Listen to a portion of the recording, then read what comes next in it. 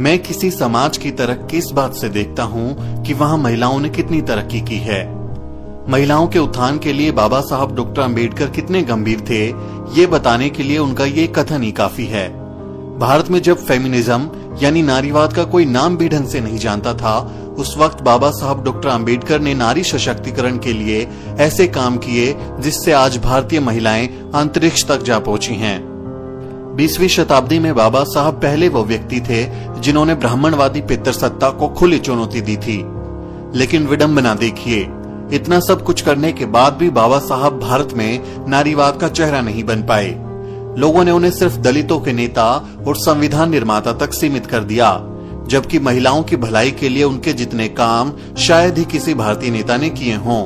उनकी आधुनिक सोच और दूरदर्शिता का अंदाजा आप इस बात से भी लगा सकते हैं कि जब भारतीय समाज महिलाओं को चार दीवारी में कैद रखे हुए था, तब उन्होंने कामकाजी महिलाओं के लिए मैटरनिटी लीव दिलाई।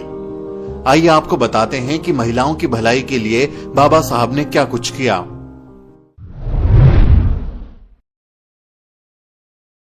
बाबा साहब ने शिक्षा के दम पर अपने असंख्य बच्चों का भविष्य संवारा था, इसलिए बाबा साहब शिक्षा के महत्व को बखूबी जानते थे। पुरुषों की शिक्षा के साथ साथ वो महिलाओं की शिक्षा को भी बहुत जरूरी मानते थे।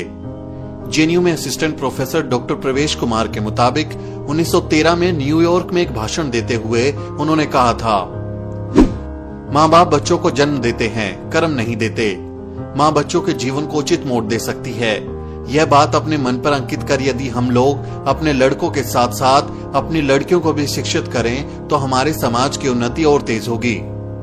बाबा साहब का यह कथन पूरी तरह सच साबित हुआ। आज भारत की लड़कियां शिक्षित होकर हवाई जहाज तक उड़ा रही हैं।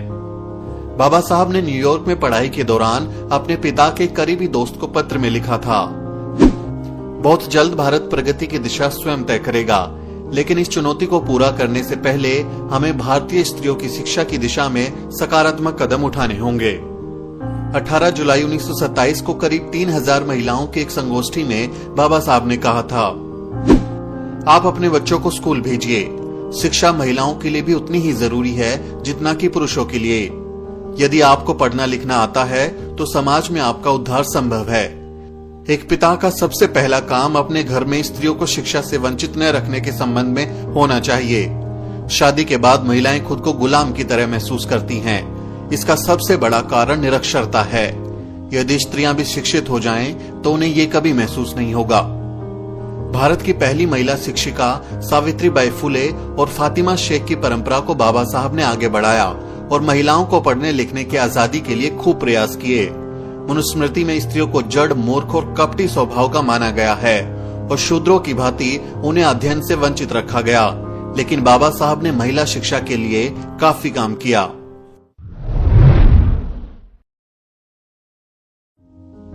आज कामकाजी महिलाएं 26 हफ्तों की मैटरनिटी लीव ले सकती हैं, जिसकी शुरुआत बाबा साहब डॉक्टर अंबेडकर ने ही की थी।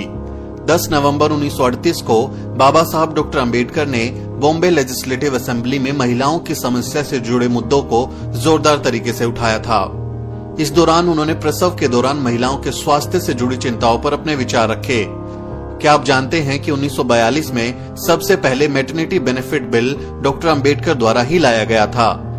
इसके बाद 1948 के एम्प्लॉयड स्टेट इंश्योरेंस एक्ट के जरिए भी महिलाओं को मातृत्व अवकाश की व्यवस्था की गई। बाबा साहब ने ये काम उस वक्त कर दिया था जब उस जमाने के सबसे ताकतवर मुल्क भी इस मामले में बहुत पीछे थे। अमेरिका जैसे देश में साल 1987 में कोर्ट के दखल के बाद महिलाओं को मैटरनिटी लीव का रास्ता साफ हुआ था। अमेरिका ने साल 1993 में family and medical leave act बनाकर आधिकारिक रूप से कामकाजी महिलाओं को पेड मैटरनिटी लीव का इंतजाम किया था।